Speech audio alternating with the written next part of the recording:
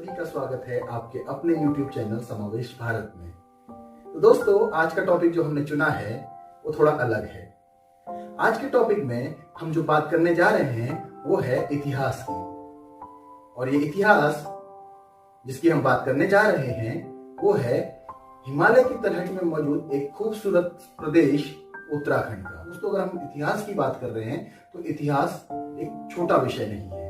इतिहास का मतलब ये है कि हम हजारों लाखों वर्ष के इतिहास को समेटकर कुछ पन्नों में लिखने जा रहे हैं, लेकिन फिर भी वो पन्ने भी काफी ज्यादा होंगे। तो इसी आधार पर हमने ऐसी सोचा है कि हम इस इतिहास को छोटे छोटे टुकड़ों में आपको एक सीरीज के माध्यम से बताएं और उत्तराखंड के इतिहास के विभिन्न पहलुओं से आपको रूबरू करवाएं।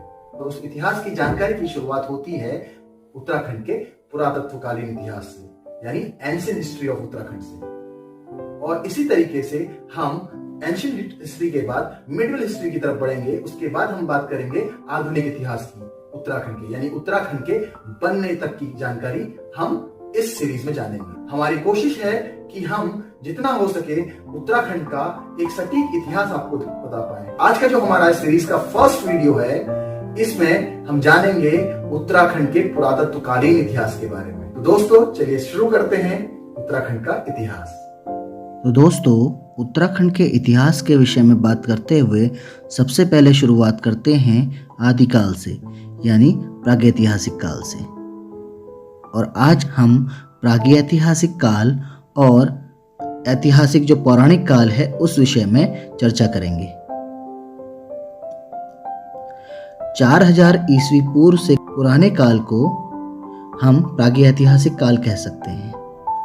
उत्तराखंड में कई स्थानों पर पाषाणकालीन उपकरण, कपमार्क्स तथा शैलाश्रय अर्थात गुफाएं या गुफा रूपी निवास स्थान प्राप्त हुए हैं, जिससे संकेत मिलता है कि यहाँ पर प्रागैतिहासिक मानव भी रहते थे और वो इन गुफाओं में निवास करते थे और उन्हें सुंदर चित्रकारी से सजाते थे। इन शैलाश्रयों अर्थात गुफा रूपी निवास स्थानों में लाखो उड्यार तथा गोरखिया उड्यार आदि अधिक प्रसिद्ध हैं। इनकी तुलना हम मध्य प्रदेश के भीमबेटका की गुफाओं से कर सकते हैं। उत्तराखंड में इन शैल आश्रयों की खोज का श्रेय मुख्यतः doctor MP Joshi, doctor KP Nautiyal तथा डॉक्टर यशोधर मटपाल आदि को जाता है। इन्होंने उत्तराखंड के प्रागैतिहासिक काल के संबंधित बहुत सारी महत्वपूर्ण खोजें की हैं। प्रागैतिहासिक काल के साक्ष्य हम मुख्यतः अल्मोड़ा तथा चमोली जिले से ज्यादा प्राप्त करते हैं। इसके अलावा उत्तराखंड एक ऐतिहासिक नाम है जो कि पुराणों में भी आया है। उत्तराखंड का अर्थ मध्य हिमालय में स्थित क्षेत्र से है।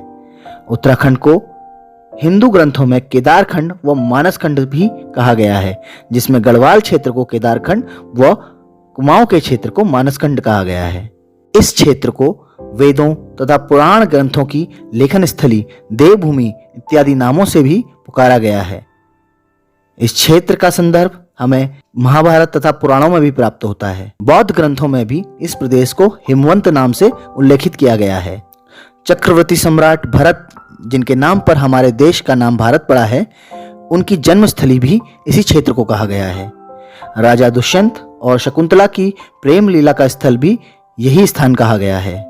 प्राचीन ग्रंथों में इस क्षेत्र में नाग, यक्ष, गंधर्व आदि जातियों का निवास स्थान बताया गया है। महाभारत काल की अगर हम बात करें तो उस समय इस क्षेत्र पर कुणिंद शासकों के शासन का उल्लेख मिलता है तथा कुणिंद नरेश सुबाहु द्वारा पांडवों की तरफ से महाभारत के युद्ध में भाग लेने का उल्लेख मिलता है। इसी क्षेत्र में पांडवों के द्वारा स्वर्गारोहण यात्रा किए जाने का उल्लेख भी मिलता है। इस भूमि को वेद पुराणों में स्वर्ग भूमि भी कहा गया है। तो चलिए अब हम बात करते हैं उत्तराखंड के पौराणिक काल की। कुणिंद जाति को उत्तराखंड तथा आसपास के पर्वतों पर तृतीय चतुर्थ सदी ईस्वी तक शासन करने वाली सर्वप्रथम राजनीतिक शक्ति कहा गया है। महाभारत में भी इस तथ्य की पुष्टि होती है। चौथी सदी ईस्वी पूर्व से मौर्य शासन के अधीन ये सभी कुणिंद शासक विदित होते हैं।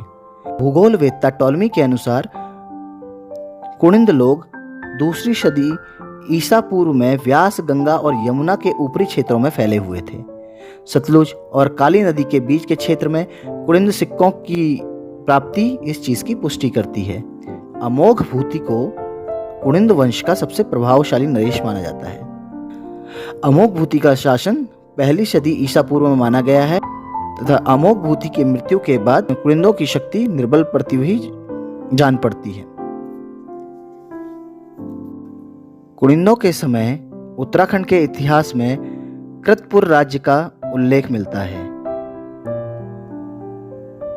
इतिहासकारों का मत है कि इस राज्य की स्थापना भी कुड़िंदों ने की थी और इस राज्य में उत्तराखंड, हिमाचल प्रदेश और रुहेलखंड के उत्तरी क्षेत्र सम्मिलित थे। समुद्रगुप्त के प्रयाग स्तंभलेख में कृतपुर को एक गुप्त साम्राज्य की उत्तरी सीमा पर स्थित एक अधीनस्थ राज्य भी कहा गया है।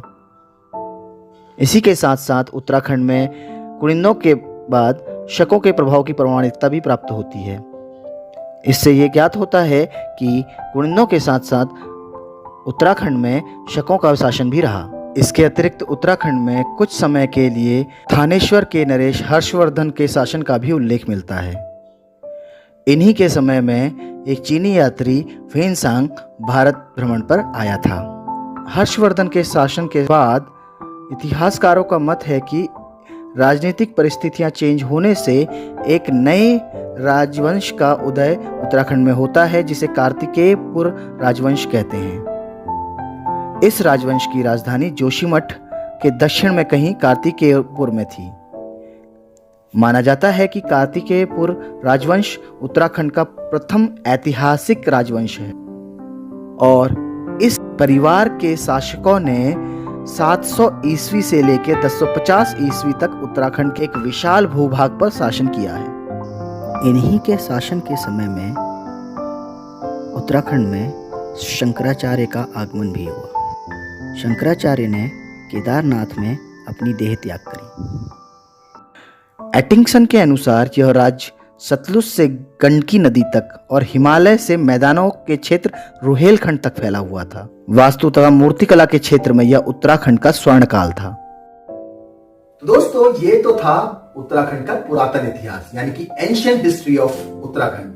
होप आप सभी को ये जानकारी पसंद आई होगी और उम्मीद करते हैं कि आप लोग इसके बाद की सीरीज के लिए भी उतनी ही क्यूरियोसिटी के साथ इंतजार करेंगे।